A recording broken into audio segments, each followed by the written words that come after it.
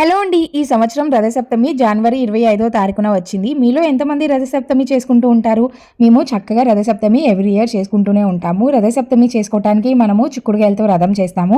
ఈ 7 చిక్కుడుగాయలని 7 గుర్రాలుగా భావించి ఇక్కడ మనము సూర్యభగవాన్ని ఊరేగిస్తున్నట్లుగా మనము రథంని తయారు చేసుకొని సూర్యభగవాన్ని కిందగా మనము రూపాయి కాయిన్ శుభ్రంగా క్లీన్ చేసుకొని పసుపు కుంకంతో అలంకరించేసి ఇట్లా మేమైతే రథంని చేసుకొని చక్కగా పూజను చేసుకుంటాము. ఆ రోజు బెల్లము అన్నంతో కలిపిన పరవాన్నంని తయారు చేసి సూర్యభగవానికి ఎంతో ఇష్టమని 7 ఆకుల్ని వేసి 7 ప్రసాదాలుగా పెడుతూ ఉంటారు.